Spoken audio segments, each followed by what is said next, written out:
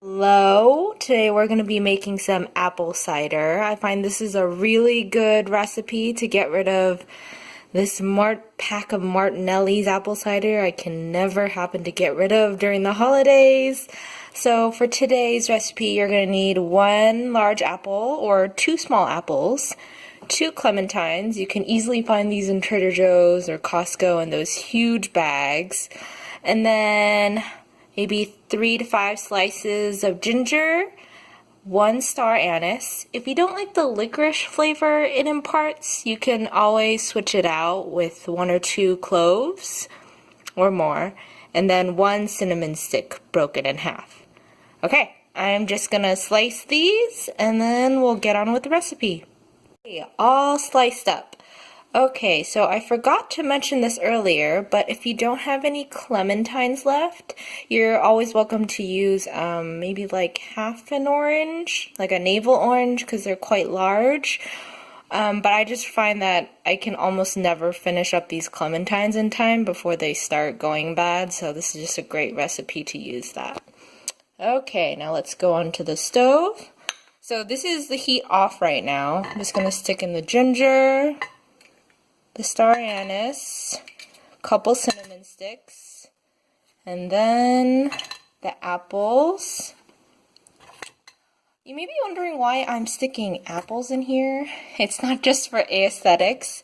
I just find that depending on the brand of the apple cider you buy, sometimes you don't get a very full-bodied flavor of apple or fruit, if you know what I mean. So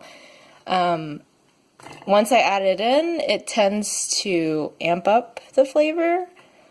Plus, you can let your guests know or your family know what's inside the drink. Okay, and then I'm adding the cider. Again, this is still turned off. You do not want this heat on while you're doing this.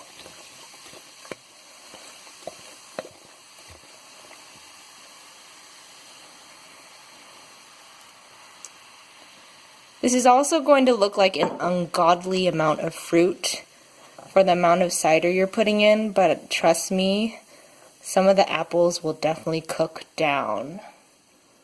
Okay, so now that we've gotten this, we can turn on the heat to a low. I really wouldn't put it past medium heat because the point of this recipe is to cook it for as long as you can, so the flavor from the cinnamon stick, the star anise, and the ginger can really infuse. Actually, what I like to do is once this comes to a boil or a light simmer, I just cap it, turn off the heat, and let it sit for at least an hour or more. But if you're a little impatient like me, you can always just leave the heat on, still on low, and then let it simmer for at least half an hour, and then you're ready to serve. Alright, I'll let you know when it's done. And here we go! So I couldn't quite fit in the apple cider in this bottle I usually store in the fridge, so I stored some extra in here. I like to keep the fruit in when I store it, just so it just keeps on infusing, but I do recommend to take out the star anise and the cinnamon, because it does tend to get a little too strong after the day, but I do leave the ginger in because I really like the ginger flavor. So if you notice, these fruit pieces are quite translucent. That's the end result you want, because that's how you know that the cider is fully penetrated into the fruit and the fruit has released a lot of its flavor into your mulled cider. So a great thing about this is that, you can store it in the fridge, reheat it for whenever you want it, and you can always add some add-ins. Like, I love a good half shot or a shot of Grand Marnier because I have a huge Costco bottle like this that I just need to get rid of.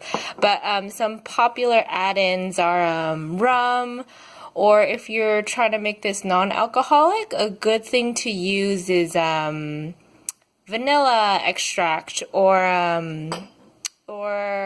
maybe some mint extract or some citrus extracts, or you can just take the leftover cinnamon sticks that you have, and instead of a half one, get like a whole one or something, and just kind of stick it into their drinks as you serve them. And I hope you like this recipe. Bye!